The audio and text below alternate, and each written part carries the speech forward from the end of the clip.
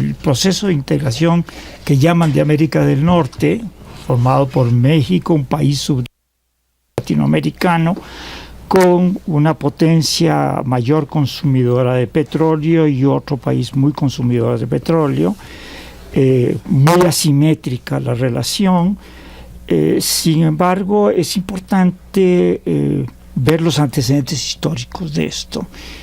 Y cuando se discutía esta propuesta de un tratado norteamericano de libre comercio, cuando el tratado iba a ser enviado, iba a ser discutido y finalmente votado en el Congreso de Estados Unidos, hubo un debate entre el vicepresidente de Estados Unidos, Albert Gore, y Ross Perot, que era un candidato independiente.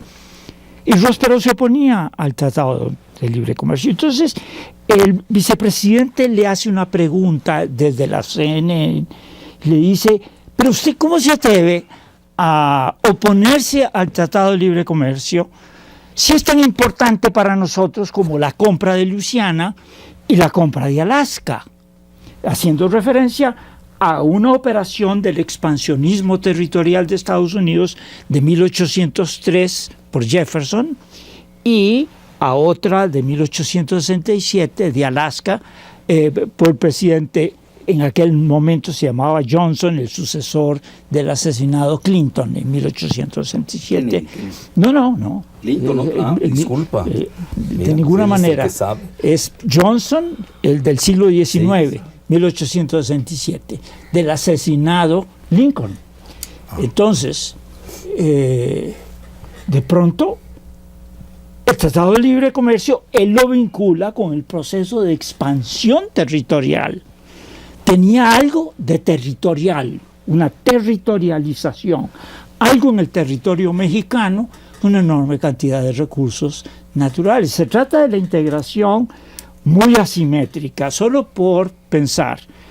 Se nos habla de petróleo, pero no se nos habla de los límites atmosféricos al petróleo y de la cantidad de toneladas per cápita que se emite. Por ejemplo, Estados Unidos emite per cápita 19 toneladas anuales. Canadá, 17 toneladas anuales de gases de efecto invernadero. México, 3.4. Entonces le da a uno una idea de la cantidad. Lo mismo si vamos al consumo de cobre, al consumo de recursos naturales, etc. Es decir, es una asimetría abismal la que encontramos entre en materia energética del país. Y el otro asunto central es que todo se orientó dentro de la premisa posterior a la Segunda Guerra Mundial de que México se iba a especializar en México y América Latina en la exportación de materia prima a los países capitalistas centrales. Y México en esto fue el chico malo de la película.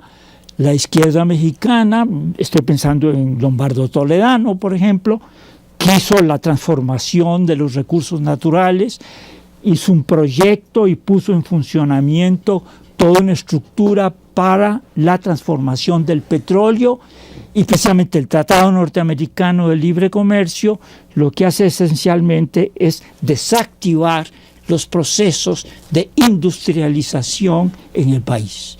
Y lo que tenemos es la muerte de Pemex y el suicidio de México, precisamente el desmantelamiento de la capacidad de transformación de un recurso natural tan importante como ese. Y aquí se hizo la reunión de Chapultepec en 1945, donde los Estados Unidos, después de la Segunda Guerra Mundial, viene a anunciarle al mundo y a América Latina: ustedes se especializan en producir y en exportar materia prima estratégica, nosotros los vamos a procesar. Ese me parece que es una introducción importante desde el punto de vista histórico de la problemática. Claro.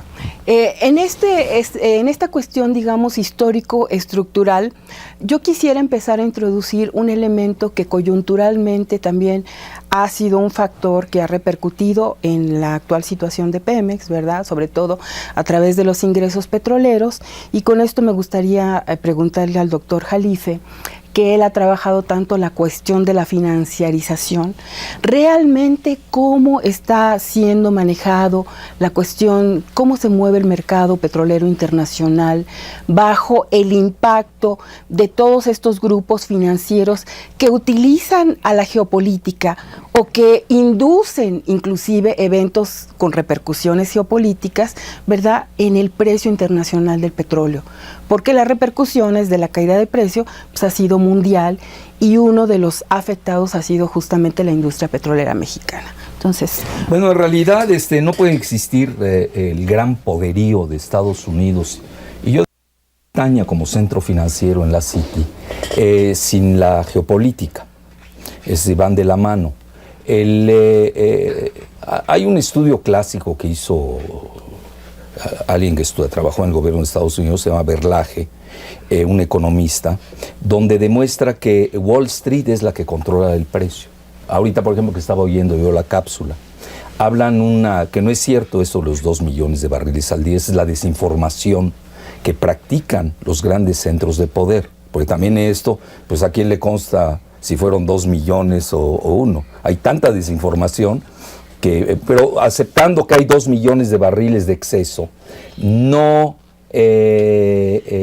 justifica ni explica el bajonazo de 150 de un pico de $150 el barril, llegando a un promedio de $110 el barril, y luego se va hasta $20. Es decir, no es para tanto, no da para tanto. Es decir, ya así a nivel de aritmética simple y llana. Ahora, si nos vamos ya a la geometría financierista, ¿quién me explica que de los 2 meses a la fecha el precio del petróleo haya ido de 20 a $50? Digo, que no están ahí los 2 millones más de barriles. No, pero ahí ya no salieron. No, es que, ¿sabes qué? Boko Haram en Nigeria mataron y ya no hay producción. Y ahora los chinos están comprando más porque está muy barato, porque quieren reservas geoestratégicas. Bueno, yo a lo que quiero llegar, y me interesa mucho, ahora sí que penetrar en el ámbito que el doctor John Sachs dio, y además queda muy a colación por el título del programa que tiene que ver con Norteamérica. En realidad, a nosotros desde Brzezinski en la década de los 70 nos dieron nuestra división de trabajo. Yo creo que esto lo sabe mejor que nadie el senador Bartlett, porque estuvo en gobernación. A ti te tocó esa época, Manuel, a menos que quieras ya desclasificar tus archivos. Bueno, que serían maravillosos, ¿no?, que sacara todo lo que sabes de Brzezinski.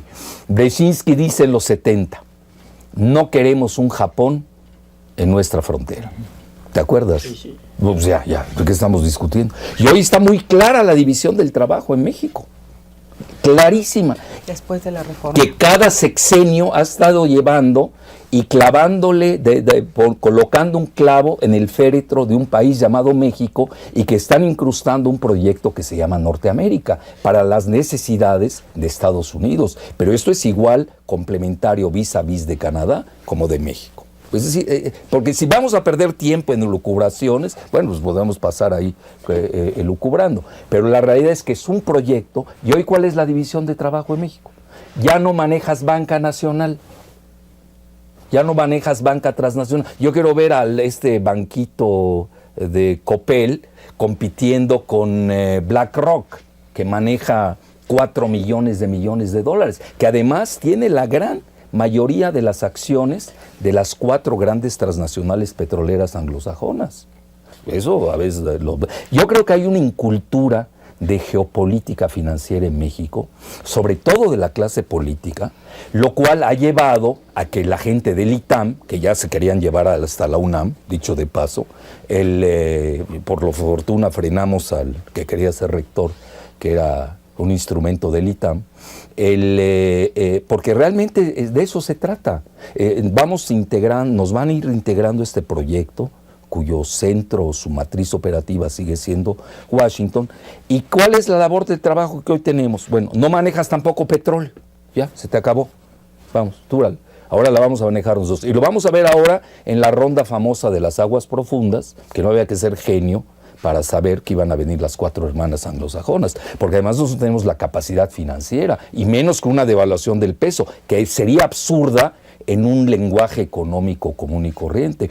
¿Cómo puede ser que sube el petróleo y baje el peso? Por eso, porque ya no tenemos petróleo, va a bajar el peso. Está muy acoplado.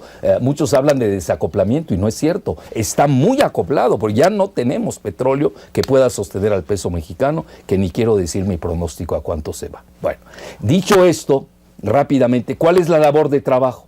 Bueno, primero, el síndrome El Chapo. No me quiero meter en Honduras. 2, la maquila. Por eso tenemos que Querétaro y su área crecen 10% al año. Es un fenómeno Querétaro. Sí, pero estamos teniendo de facto una doble balcanización del país, la económica y la educativa. La económica, ¿cómo? Campeche, que tenía el mayor yacimiento petrolero, hoy está creciendo, así se dice en economía, crecen aunque sea negativo, tiene -7 de crecimiento. Ciudad del Carmen es una ciudad fantasma. Chiapas es -6.5, que ya estamos acostumbrados a esa cifra. Y luego Tabasco, tu patria, mi querido Manuel, bueno, expatria, porque luego te fuiste a Puebla. Tabasco, -6. Bueno, llama la atención, es muy claro, los países de la maquila que Estados Unidos les dio la división de trabajo, creciendo. Mira, hay una cosa, Rocío, como estas para erizar los cabellos, que es producto precisamente de la división del trabajo. El metro cuadrado en Querétaro, en la mejor zona, vale $3,000, ni en Insurgentes. Bueno, ahí está Lara Zavala, ex de Televisa y ex esposa de Tony Garza, el embajador de Estados Unidos. Yo creo que tenía información privilegiada. Está muy clara la división del trabajo. Mira, las rentas en Villahermosa.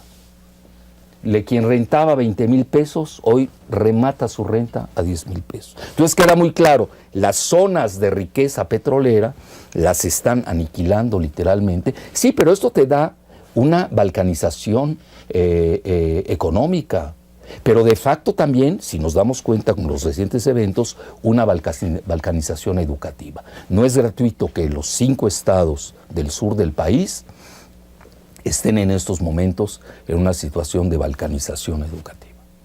Sí, en esta cuestión de la especialización, que yo creo que ahorita estamos redefiniendo después de la reforma energética, esta especialización que no es del todo claro, excepto en esta cuestión, digamos, de que nos volvemos dependientes de las importaciones de productos petroleros de mayor valor agregado. Pero creo que todo esto justamente se está redefiniendo.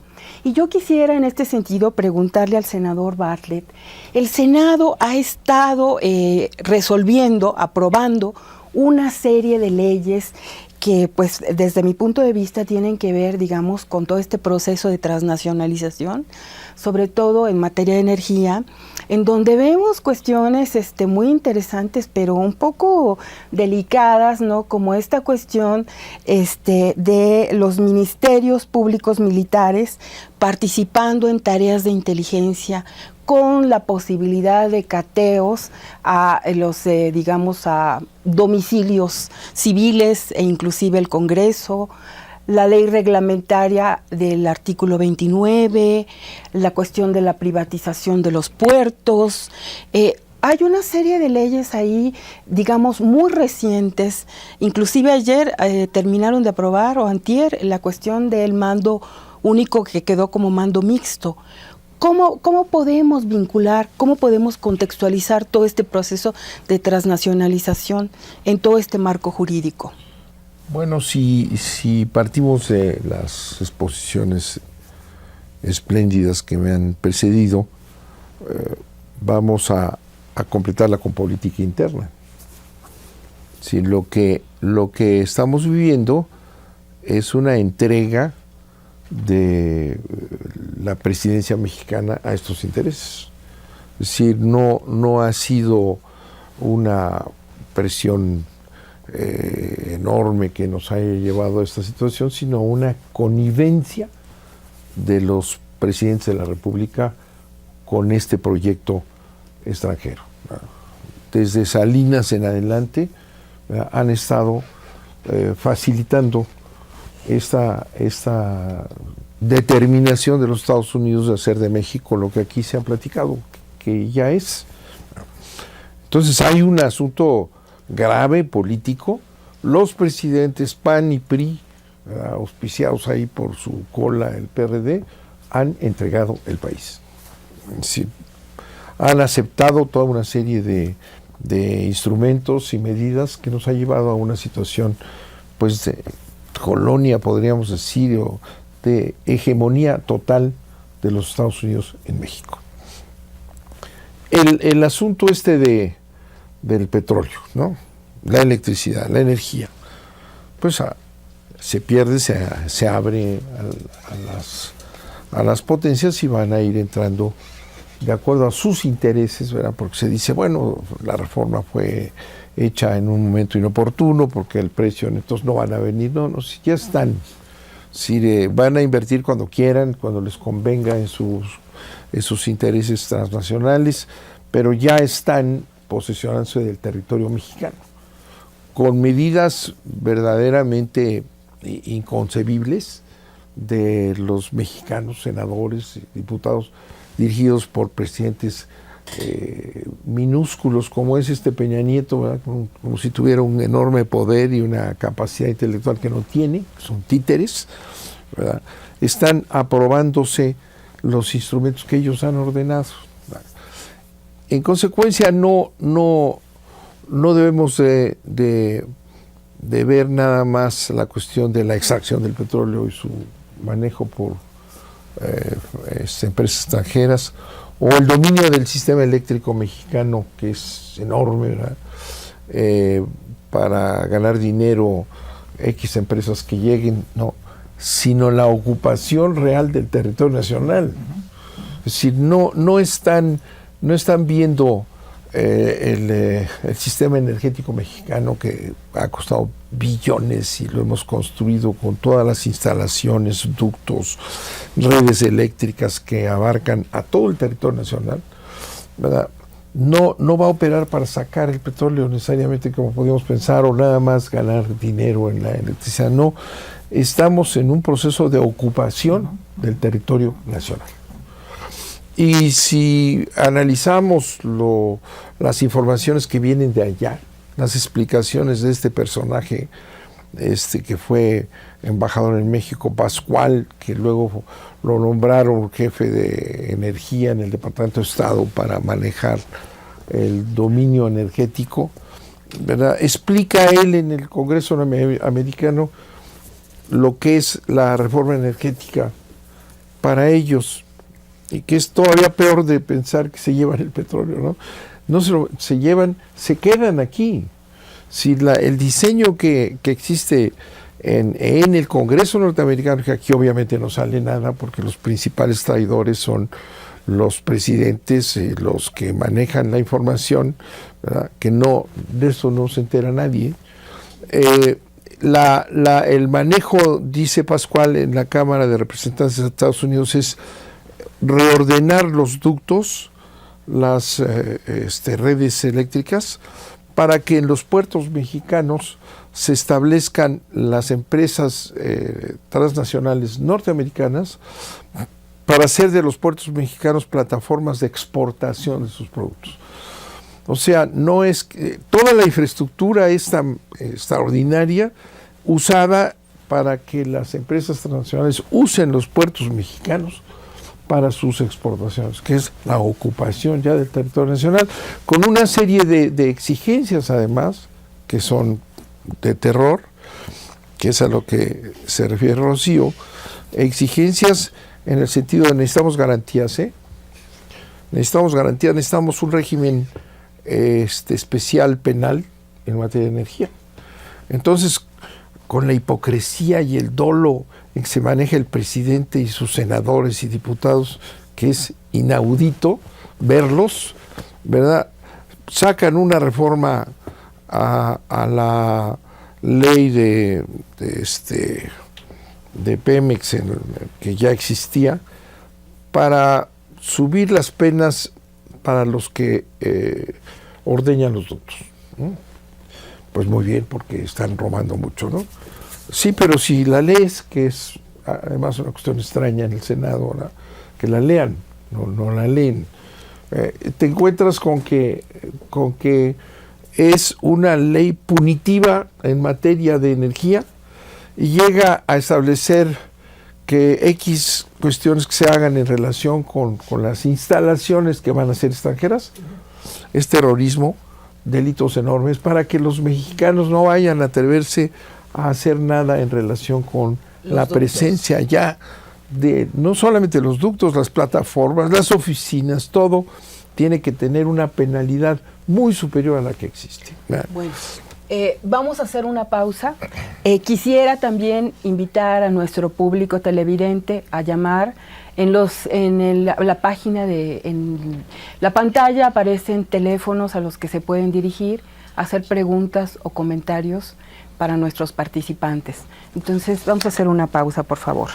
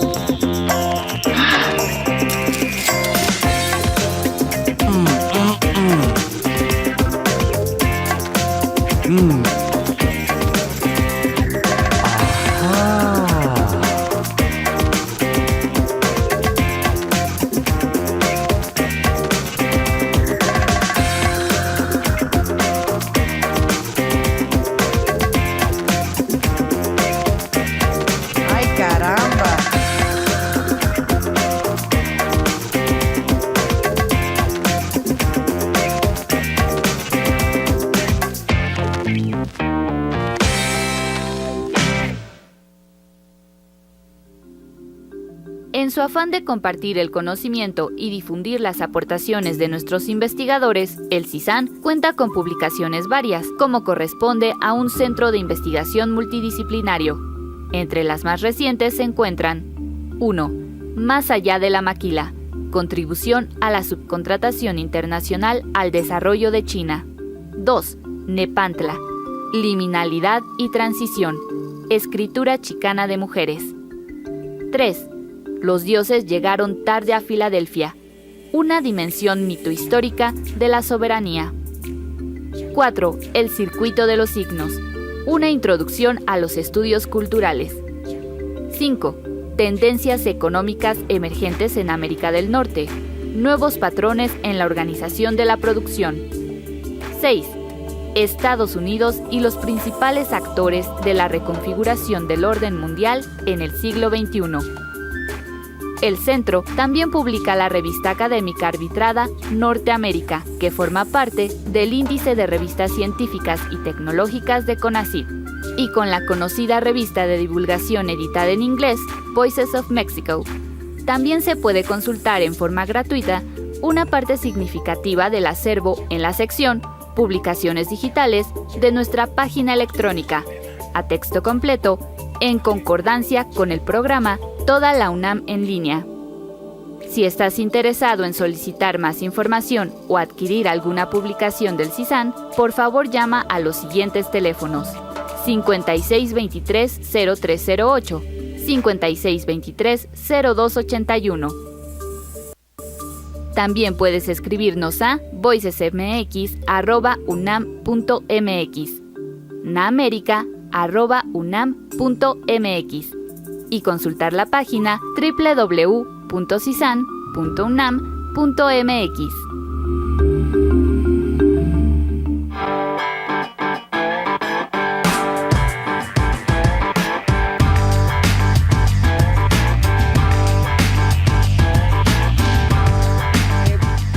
Bueno, para continuar con nuestro programa, yo quisiera preguntar al doctor Saxe Fernández. Es muy claro que este régimen de mercado al que estamos entrando en este proceso de apertura después de la reforma energética se acompaña de todo un régimen de seguridad en América del Norte. Y en esto hay como una dicotomía, porque en fechas recientes hemos escuchado que hay declaraciones del Departamento de Estado de los Estados Unidos, inclusive hace algunos días el New York Times estaba sugiriendo que, bueno, las Fuerzas Armadas norteamericanas han venido aquí a ilustrar a nuestras Fuerzas Armadas para, comprometerse en el respeto a los derechos humanos. Pero en realidad esto de alguna manera pues nos crea confusión, ¿no? No es claro aquí a quién estamos siguiendo. En ese sentido, a mí me gustaría escuchar del doctor realmente cómo está este régimen de seguridad en América del Norte, cómo ahorita lo vivimos. Nos lo acaba de delinear don Manuel, porque se trata de un diseño de intervención y ocupación del país. Se tiene un nombre y tiene un presupuesto, se llama Iniciativa Mérida, y el presupuesto que le estuve revisando ayer ha gastado hasta ahora aproximadamente 1.565 millones de dólares, una buena cantidad en equipo militar y otra buena cantidad en otra serie de cosas que no se entiende, no tiene que rendirle cuentas a nadie por ese dinero. Los únicos que lo revisan son algunos comités del Congreso de los Estados Unidos, pero en una audiencia de la señora exsecretaria de Relaciones Exteriores de Calderón, Espinosa Villarreal, le preguntaron que quería ver los documentos de la Iniciativa Mérida, pues de todas maneras tiene un presupuesto total pensado entre 2.500 y 3.000 millones de dólares, y dije, no hay ningún documento firmado. No se rige por el derecho internacional y no se rige, contestó ella, por la ley interinstitucional de tratados. Eso lo dijo a diputados y se lo grabaron. Carlos Facio, un analista que también publica como yo en La Jornada, y como tú, Alfredo, Carlos sacó esa nota. Me pareció que era terriblemente importante recordarle al público. Es un arreglo de facto. ¿Y por qué es de facto? Porque está rompiendo con la ley constitucional en Estados Unidos y está rompiendo con la ley constitucional, el aparato constitucional en México, donde está prohibido el uso de los militares en funciones de ministerio público. Y en los Estados Unidos también, por la ley Posse Comitatus de 1878. Sin embargo, Bush aprobó la formación del Comando Norte al margen de esa legalidad. Por medio de un decreto, lo continuó Obama con otro decreto para mantener esa fuerza militar dentro de Estados Unidos, en Canadá y en México. Lo importante es, como lo dije anteriormente, el aspecto territorial, de ocupación territorial con que empezó el Tratado Norteamericano de Libre Comercio y continúa hoy en día. Por ejemplo, en Estados Unidos se crea el Homeland Security, Department of Homeland Security. Los protocolos periodísticos traducen eso como Departamento de Seguridad Interior de Estados Unidos, pero ahí no dice Seguridad Interior, Department of Internal Security, dice Homeland Security. Es un concepto territorializado, quiere decir seguridad del suelo patrio de Estados Unidos. Así se llama, suena a los años 30 en Alemania, pero así se llama, Department of Homeland Security, y no lo traducen mal. Entonces, el Departamento de Homeland Security extiende su área, su perímetro de seguridad a Canadá y a México. Y además, y esto es importantísimo, cuando el senador habla de que es un diseño de corte colonial, es un diseño de corte colonial, efectivamente, en el que una nación como México tiene intervenida sus diseños nada menos que de la frontera norte con Estados Unidos y de la frontera sur con Guatemala. Sí, hay programas de Estados Unidos que se llaman programas de fronteras inteligentes, en los cuales ellos intervienen con financiamiento en programas específicos, política internacional, política de defensa y política económica. De eso me encargo yo. Y tenemos una cosa muy parecida a eso. Esto que dices de Homeland Security está ya operando. ¿Sí? Homeland Security es una secretaría fascista en los Estados Unidos que impone Bush, ¿verdad? Después de las Torres Gemelas. Ese personaje que dirige Johnson es un personaje siniestro.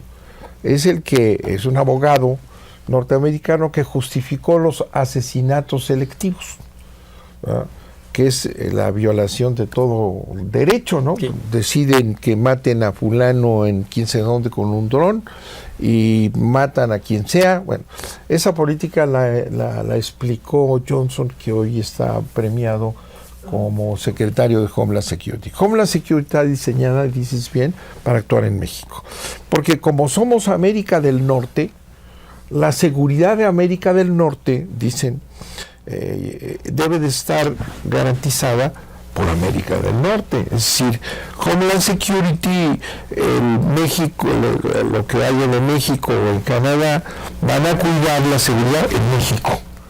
Entonces viene aquí Johnson, ¿verdad? Y lo recibe con banderas Peña Nieto, que es un secretario, viola los niveles. Banderas no dijiste de que de Estados Unidos, de México. Una de por ahí del otro lado. Pero le dan el rango de jefe de Estado, ¿verdad? Que no lo es. Y entonces ahí vemos cómo se van imponiendo, decía yo, este régimen penal especial para el que se atreva a tocar, ¿verdad?, una instalación transnacional eléctrica, que van a meterse en todas las propiedades de los campesinos, de los indígenas, ¿verdad? Y van a estar acusados de terrorismo los indígenas mexicanos. A eso sí, se atreven a tocar los enclaves energéticos norteamericanos. Y eso se complementa además porque está en la ley que las empresas transnacionales tienen el derecho de la ocupación temporal de las tierras que requieran para sus instalaciones. Nada más para adultos, no, lo que ellos decidan. Y como quienes defienden el territorio nacional son los presidentes municipales y las policías municipales, que son los que están viendo la destrucción de sus entornos por las mineras y las petroleras que vienen, entonces hay que desaparecer las policías municipales. Una institución fundamental, porque México, la estructura política de México está basada en el municipio libre, y la policía es el instrumento de orden del municipio. Dicen que están contaminadas y que hay que desaparecerlas, y debe haber un mando único. Y ese mando único es la Policía Federal y el Ejército y la Marina de México. Ese termina siendo el mando único, el Ejército. Y desaparecen toda posibilidad de retobos o de lo que sea a nivel del territorio nacional, ¿verdad? Y deja al Ejército, a final de cuentas, como fuerza dominante de control. Y el Ejército mexicano está sometido al Comando Norte. ¿No? Y ya están tomando la decisión inconstitucional, porque todo esto es inconstitucional, de que el Ejército mexicano participe en las misiones de paz de los cascos azules. Y aunque esté prohibido por la Constitución, ¿verdad?, están mandando personal militar sin autorización del Congreso, del Senado, a diversas misiones. Hace 3 o 4 días, Peña Nieto, en estas farsas que hace con la televisión y hace declaraciones, felicita a la Secretaría de Relaciones por la presencia ya de tiempo atrás de mexicanos en misiones en Líbano, en misiones aquí, en misiones, violando la Constitución. Y se les ha dicho a los secretarios de Relaciones en el Senado, ¿verdad? Que eso es una violación porque tienen que tener una autorización del Senado para que vayan a alguna misión, no les importa. Manuel, hay algo más, peor. Si me permiten un segundo, fíjate que John Kerry dijo, tenemos 62 países que están en guerra contra los yihadistas. Yo le dije a mi asistente, ¿cuánto apuestas a que viene México? Me dice, es imposible. Y ella estudia maestría en Relaciones Internacionales, imposible. Le dije, ¿por qué? Porque no lo ha aprobado el Senado y nadie lo sabe. Le dije, ¿cuánto apuestas? Nos fuimos, vimos qué países venían. Viene México. Estamos en guerra contra los yihadistas por órdenes de John Kerry. No lo sabe Peña, lo cual es obvio. No lo sabe Videgaray. No lo sabe el Senado. Bueno, tú sí lo sabes. Acaba de haber una declaración, para terminar esto, acaba de haber una ceremonia, ¿no?, en Estados Unidos para el cambio del mando del Comando Norte. Sí. ¿No? Y ponen a una mujer ahí. Toma la palabra, creo que es Carter, el secretario de la Defensa norteamericana, y dice, quiero agradecer a los secretarios de la Defensa mexicano y el secretario de Marina, ahí sentaditos en el público, quiero agradecer que ya ahora estén realmente ayudando a la seguridad del mundo entero, participando en toda clase de actividades, ya no aquí cerca, sino en el mundo entero. Lo dice el secretario de la Defensa, ya más público no puede ser. Estamos al servicio del Comando Norte, de los intereses norteamericanos en todos los teatros de guerra del mundo, sin que aquí se haya dicho una palabra, o esta manifestación verdaderamente inconstitucional del presidente Peña, de decir que sí, que ya están por ahí. Entonces ya somos todo eso de los Estados Unidos. Todo eso ocurre en medio de una tragedia humanitaria que, si incluimos los muertos en el sexenio de Fox, son 300,000 muertos, entre 27 y 36,000 desapariciones forzadas. Esta masacre va a continuar, nos lo acaba de comunicar Roberta Jacobson, la nueva embajadora de Estados Unidos, cuando dice, aquí vengo a relanzar la iniciativa Mérida. Es decir, el programa de intervención y ocupación del país. Eso me parece que, ahora, el punto central que yo quería llegar es precisamente el cambio, el giro. No es solamente una guerra irregular del Pentágono en clave de guerra al narcotráfico y al crimen organizado, que de todas maneras todo el mundo sabe que así no se combate el narcotráfico y el crimen organizado, porque México firmó la Convención de Palermo, y lo último que tú usas en estas cosas es a la fuerza militar, y es lo primero que están haciendo, usando la fuerza militar. Entonces, sino que se expande a la guerra antiterrorista. En estos cambios legales que usted está mencionando, donde hay una hiperdefensa de las instalaciones, cuando ya estas instalaciones de la infraestructura están en manos de corporaciones internacionales como terrorismo, es guerra antiterrorista, y esto me parece que es un anticipo de un escenario electoral para el 2018, porque el terrorismo y el antiterrorismo se presta para todo tipo de persecución política. Entonces, el país está entrando en una etapa todavía de mayor riesgo para la nación.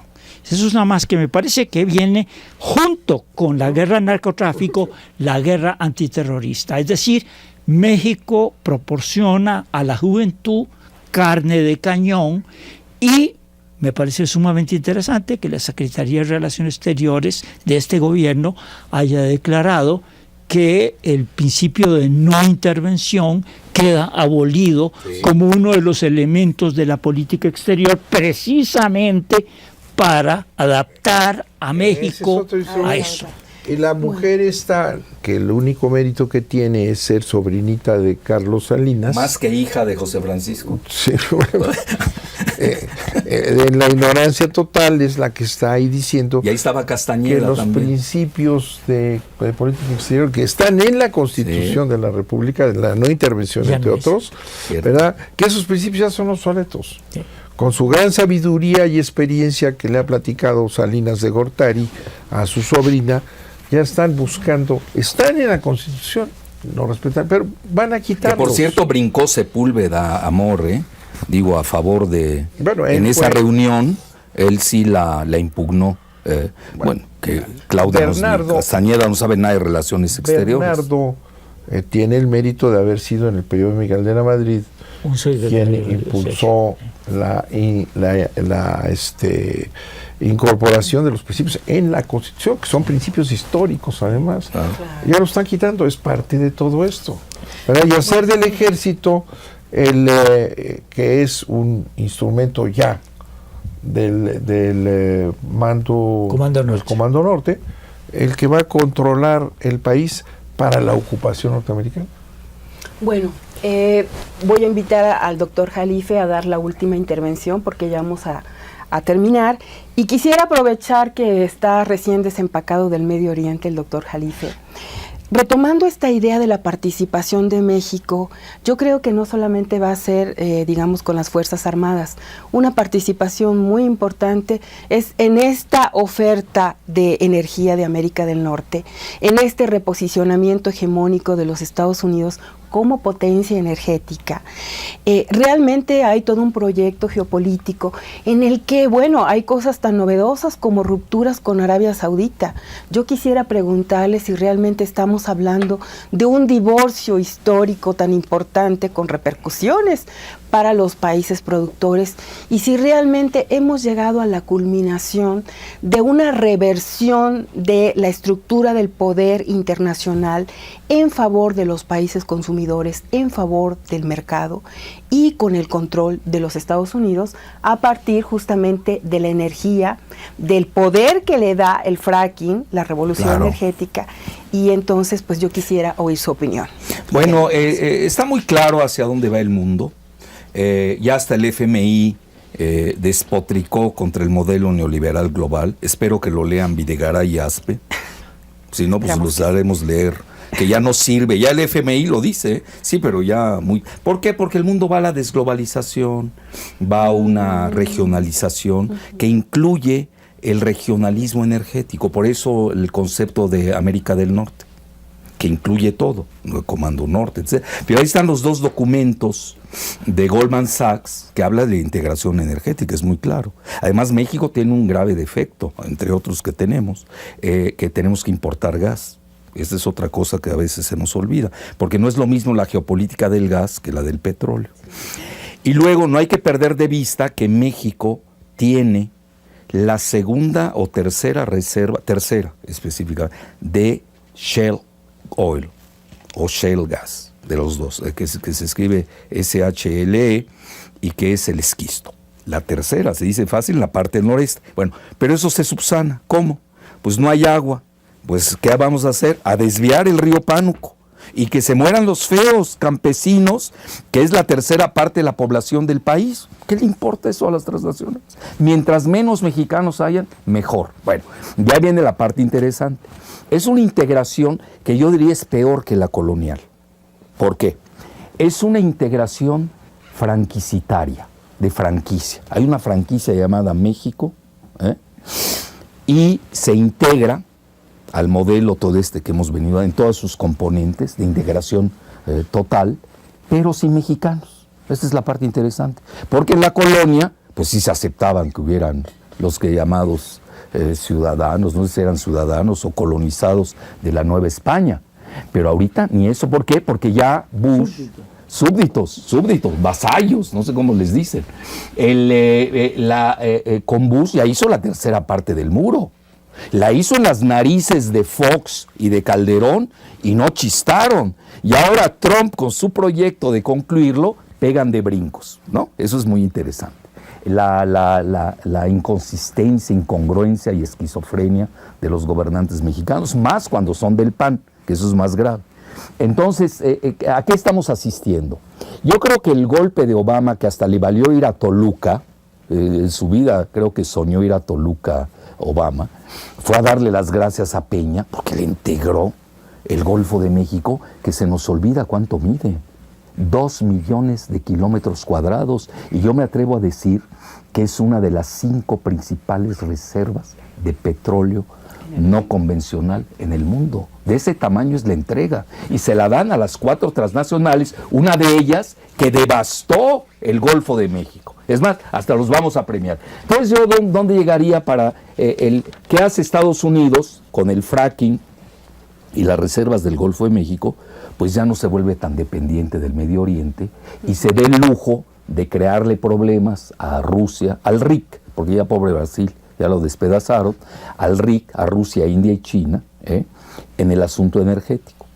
Por eso incendian al Medio Oriente. Y el incendio no es nada más petrolero, es yihadista, petrolero, tiene otras connotaciones. Y de ahí vemos este bajón de $110 el barril a 20 y luego el rebote a 50. ¿Por qué? Porque estamos yendo a regionalismos energéticos. Claro. Y ahí es donde México es la carne de cañón que le está sirviendo a Estados Unidos, y hay que reconocerlo, nos guste o no, que ya no es tan dependiente del petróleo del Medio Oriente, porque se va a llevar las aguas profundas, que duran más, son más duraderas que el producto del fracking, y la parte del noreste de México con el fracking y su bronconeumonía, que parece ser así se llama el gobernador de ahí. Bueno, ok. Bueno, pues quisiera dar las gracias a nuestros panelistas, ¿verdad? Creo que da para más programas. Y quisiera dar las gracias a Julio Pérez, que es el productor de este programa, a Bárbara Olivares, a Mario Pereda y al staff de la CUAED y el apoyo del CISAN para la realización de este programa. Muchas gracias y hasta luego.